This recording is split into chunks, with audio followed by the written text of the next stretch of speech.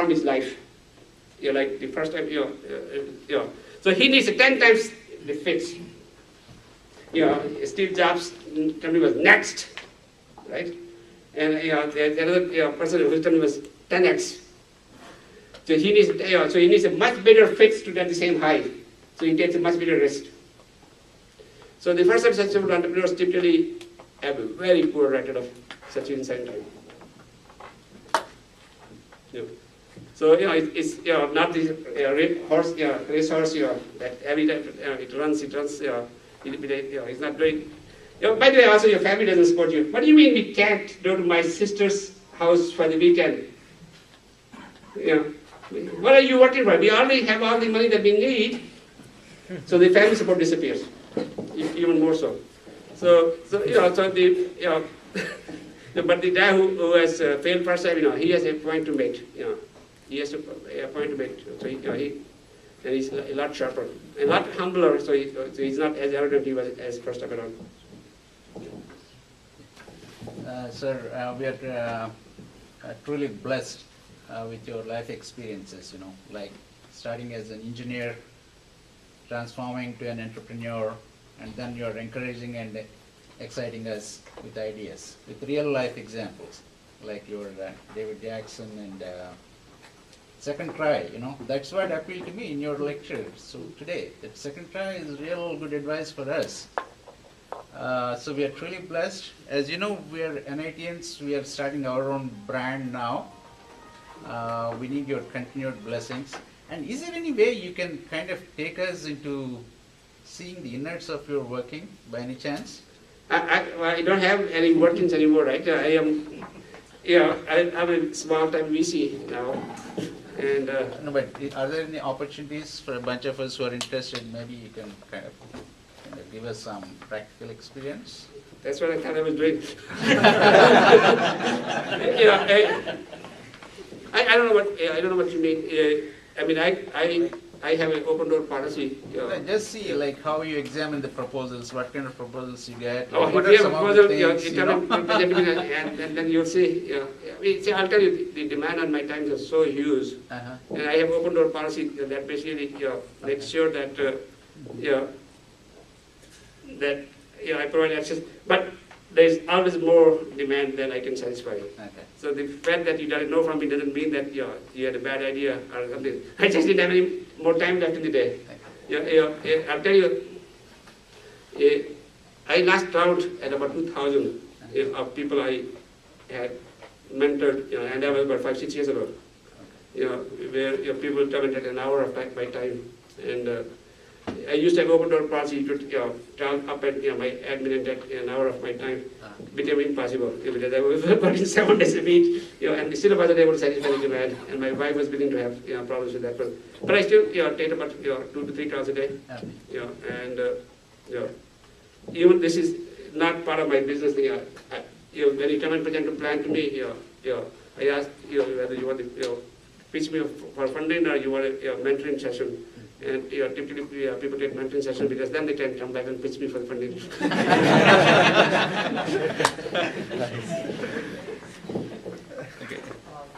In today's market, or maybe even a couple of years down the line in the future, according to you, what do you think would be some of the startups that the VCs would be eager to fund? So I learned a long time ago not to forecast. I'm not in the trenches to see where the technology is moving, I'm not talking to customers day in and day out. The people who become entrepreneurs are doing that one, right? So my approach is to find a person, who is starting to impress me as an entrepreneur, and then start to share his passion and his dream. Because I cannot add any value, in your knowledge of the marketplace, your knowledge of the technology. I'm so far out of that one now. But I can start to assess, how you think, whether you have done the right way to get to your conclusions. So my bet is always bet on a person. It's always bet on a person. And then I told you one attribute, if this person holds himself accountable. I have about 7 or 8 of those attributes that I look for in an entrepreneur.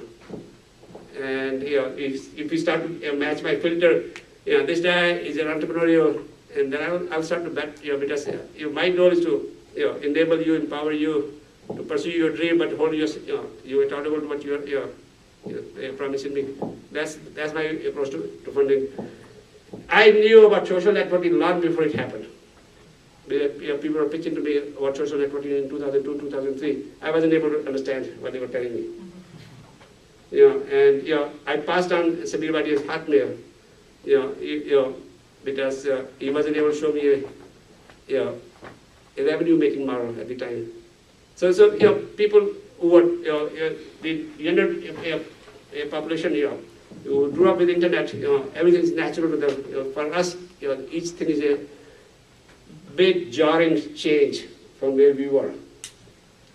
And so as an individual, I work with large number of entrepreneurs simply to stay current, think current where the market is heading.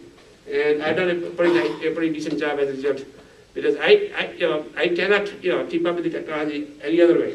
So I take all the entrepreneurial meetings simply because I want to see how the entrepreneurs are thinking, what's happening in the marketplace. And once I start to see a pattern, and then I come back and say, maybe of those 5 guys who had said I should be talking to this guy and bring them back. And that's the way I've been working. And I think most of the meetings do the same thing. And the demand is there from the entrepreneurs. If any amount of time I open up, it fills up in no time. So the theory that I have followed, a younger guy is up to snuff on technology. He knows what the customers are asking for. He knows where the technology is heading.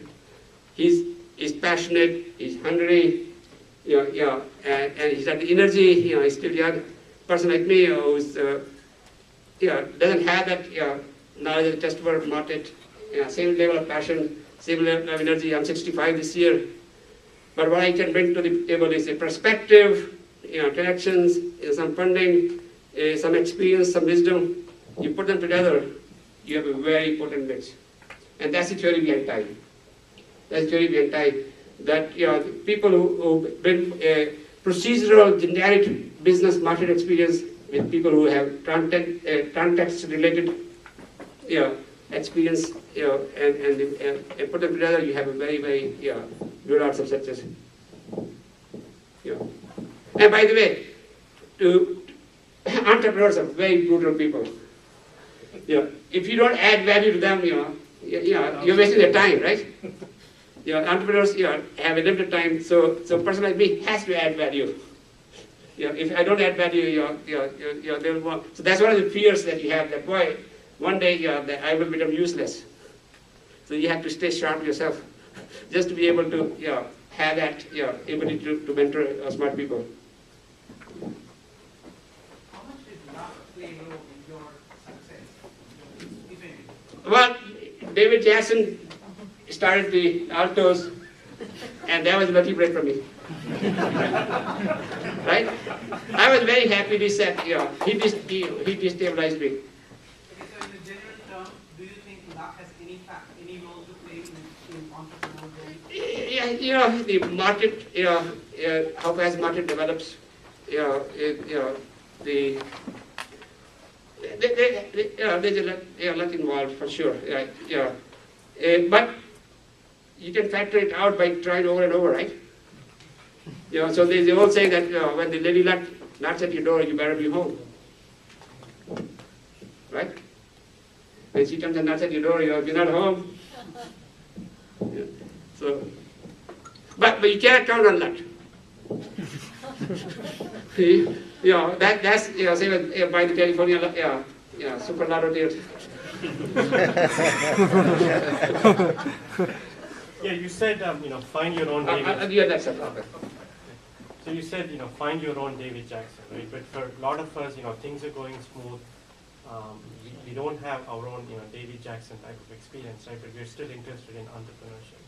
How do we go about freeing ourselves from our current comfort zone and taking the lead? Well, so nobody should be able to do it. Nobody should from outside do it, because the arts are very poor, right? Arts are very poor. You have to do it yourself. if somebody say, your best friends, sort of, does it to you and it doesn't work out,